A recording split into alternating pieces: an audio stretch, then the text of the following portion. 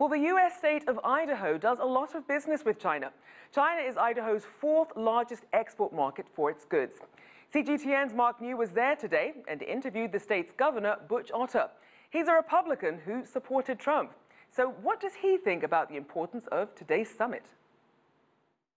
It's a very important meeting. In fact, anytime you have two heads of states, especially with countries of the stature of China and the United States, that good personal relationship is going to serve you when many times when there may be differences in opinion or some disagreements. And so if you have a good personal relationship, that always can solve a lot or provide a better environment to solve problems that companies may have. So I would encourage President Trump to not only engage with President Xi, but also to build a good personal relationship. On the campaign trail, candidate Trump then continually called China a currency manipulator, even going so far as to say that what China has done is, the greatest theft in history.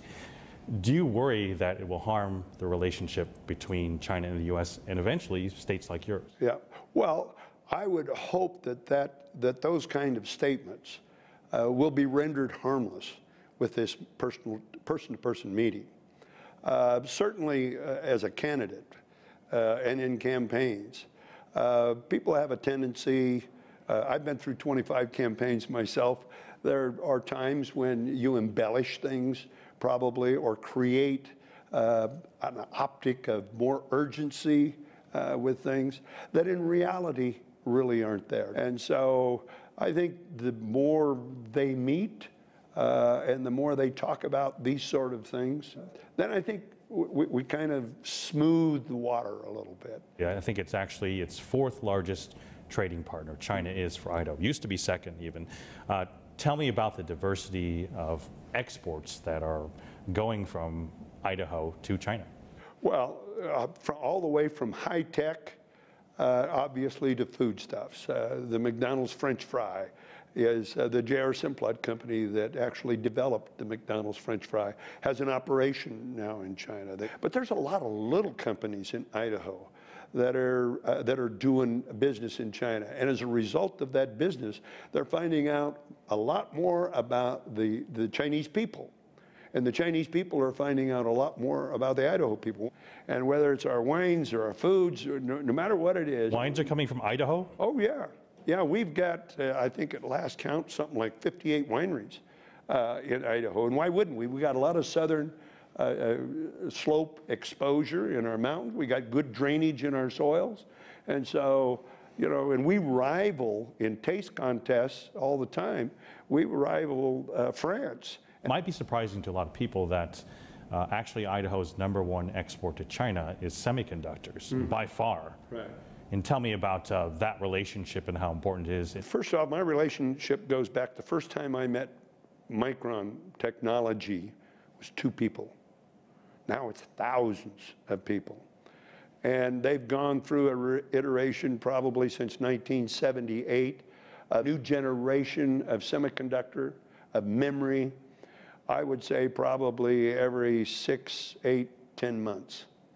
And China has helped them perfect that process of always keeping ahead of the competition.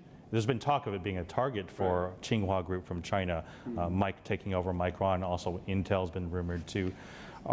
What's your thought on whether Chinese companies should be able to come in and buy such companies? Well, I like to see Idaho companies stay Idaho companies. But as the governor of the state, I'm not going to do anything to interrupt those peaceful and equal negotiations between willing buyers and willing sellers. That's not my place.